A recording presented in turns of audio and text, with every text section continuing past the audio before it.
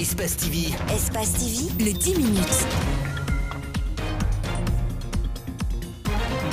Le mois de l'enfant, inspiré des manifestations des enfants de Soweto en Afrique du Sud en juin 1976, est une occasion pour les acteurs de la petite enfance d'interpeller chacun sur la situation des enfants africains. En Guinée, ils sont touchés par plusieurs fléaux, comme le rappelle la ministre. Qu'un enfant laissé pour compte pour le développement de l'Afrique. Cela veut dire quoi?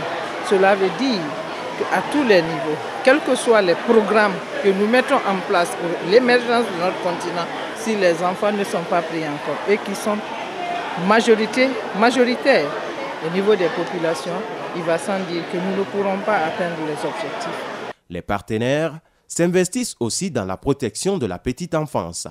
Ils comptent notamment aider la Guinée à mettre en place un système cohérent et efficace.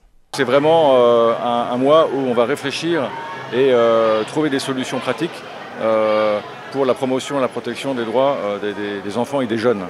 Et donc il va y avoir une série d'événements qui vont déboucher sur des engagements et aussi des solutions pratiques par rapport au système de la protection des enfants en Guinée. Le Parlement des enfants de Guinée, représenté par leur secrétaire général, souhaite une pérennisation des acquis du mois de l'enfant, ce en informant et en sensibilisant les tout-petits sur leurs droits. Ce qu'il faut faire, c'est commencer par sensibiliser les communautés, sensibiliser les sociétés, parce que les enfants sont en commun accord. Les enfants sont tout le temps avec leurs parents, à l'école ou avec des personnes dans la rue. Donc ce sont ces personnes-là que nous devons sensibiliser. Ce sont ces personnes-là qui doivent amener les enfants vers eux. Ce sont ces personnes-là qui doivent faire comprendre aux enfants qu'ils ne sont pas des simples constituants de la société, qu'ils sont aussi des acteurs de la société. Les enfants de Guinée seront à l'honneur tout au long du mois de juin. Plusieurs activités sont prévues, notamment la remise de livrets contenant les aspirations des enfants des 342 communes. Alors qu'Aboubacar Toumba Diakité est détenu à la maison centrale de Conakry, le procès des massacres du 28 septembre traîne encore. La récente bonne nouvelle est la mise en place du comité de pilotage pour l'organisation du procès, lancé ce vendredi dernier. Cependant, les préoccupations du collectif des avocats des victimes sont grandes. Nous voulons un seul procès en Guinée, procès dans lequel il y a le capitaine Moussa Dadis Camara, il y a le général Sekouba Konaté et tous les inculpés qui se trouvent ou accusés qui se trouvent en Guinée. Le 29 décembre 2017, les juges ont requalifié les massacres du 28 septembre, considérant ces crimes comme étant des crimes ordinaires, alors que ce sont bel et bien des crimes contre l'humanité. Le blocus est évident, constatent les conférenciers qui souhaitent que toutes les vérités soient dites, malgré le pessimisme qui entache la foi en la justice. Pourquoi on empêche le capitaine Dadis Camara à venir en Guinée? Pourquoi on l'empêche, comme il l'a dit, de se mettre à la disposition de la justice de son pays?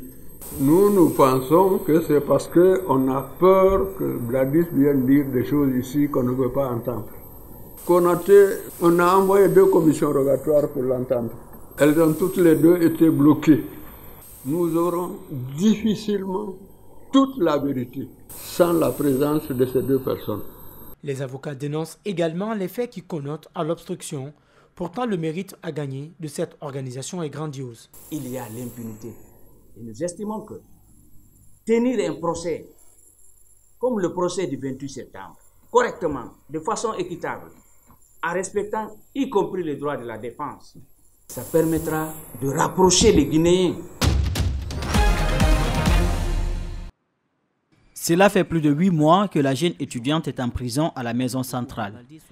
Malgré sa grossesse avancée, Fatoumata Diarra Baldé attend toujours la décision de la justice guinéenne en ce qui concerne sa demande de mise en liberté provisoire formulée par sa conseillère. Une décision qui était attendue ce 4 juin. Vu que les magistrats sont à Kindia pour une formation, l'avocate de Diarra reste optimiste. J'espère que les jours qui suivent, on aura vraiment une décision très rapidement parce que c'est urgent. Notamment la demande de mise en liberté qu'on a eu à faire. Parce que Diarra Baldé elle est à plus de 8 mois de grossesse aujourd'hui, donc il est important qu'elle puisse accoucher dans de bonnes conditions. Pourtant, le juge d'instruction en charge du dossier est informé de l'état de grossesse de celle qui a accusé son oncle de l'avoir violée. Ce dernier, qui avait aussi été mis aux arrêts, n'a passé que 6 nuits en prison avant d'être libéré après. Aujourd'hui, l'étudiante est déprimée par cette affaire, confie sa conseillère. Bon, je pense qu'elle est démoralisée et ça se comprend. Et on essaie de lui apporter tout le soutien nécessaire pour qu'elle comprenne que quelque part les aléas de notre système judiciaire fonctionnent comme ça. Ça peut prendre du temps. Mais aussi, nous, on a quand même quelques inquiétudes. Parce que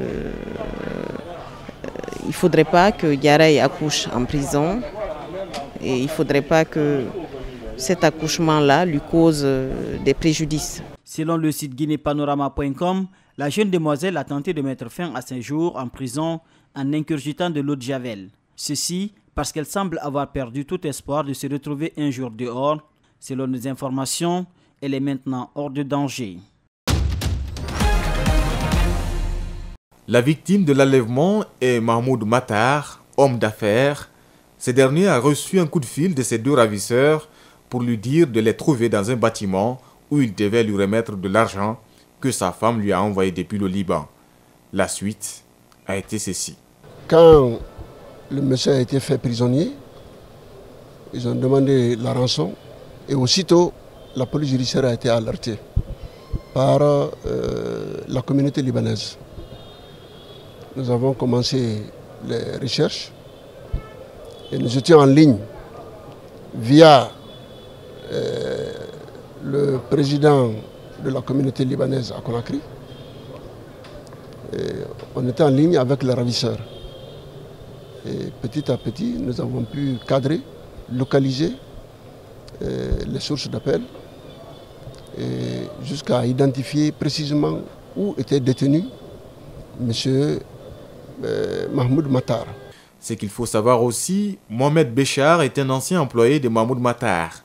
Lui et ses complices ont demandé à leurs victimes plus de 700 millions de francs guinéens. Cela ne passera pas comme prévu. Pourquoi vous l'avez attaché? Oui, je t'ai dit à cause de l'argent. C'est ça. Auparavant, vous connaissez bien M. Matar? Oui, oui. C'est moi seulement, je le connais bien. Il était gentil envers vous? Il n'y a pas à faire de business avec nous, mais je le connais comme j'ai le Libanais. La victime est saine et sauve. Les 2 Libanais, eux, sont pour l'instant à la disposition de la direction de la police judiciaire. Le 3e complice est en fuite et les hommes en uniforme sont activement à sa recherche. Omod James a 27 ans, il est aveugle et paralysé du côté gauche. En 2013, il a dû fuir les conflits interethniques dans sa ville de Bor, à 150 km au nord de Juba. C'est ici, dans ce camp de la capitale, qu'il est tombé malade. Quand je suis arrivé, j'allais bien. Je n'avais pas de problème. C'est quand je suis arrivé à Djouba que je suis tombé malade et je ne comprends pas pourquoi. Maintenant, je ne peux plus marcher sans béquille. Tout ça m'est tombé dessus, ici, à Djouba.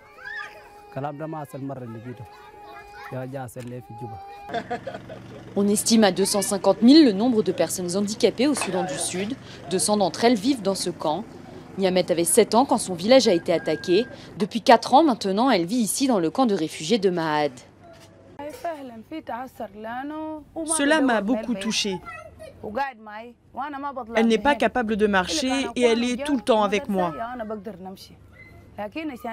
Je ne peux pas la laisser seule parce qu'elle ne peut rien faire seule.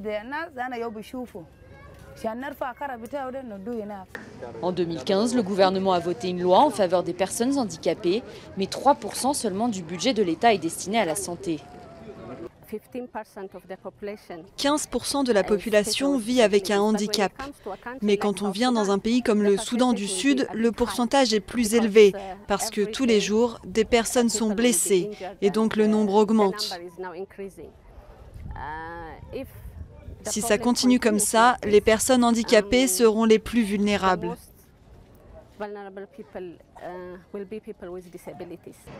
D'après la Croix-Rouge internationale, près de 50 000 personnes seraient aujourd'hui amputées dans le pays et les exactions liées au conflit ne cessent pas.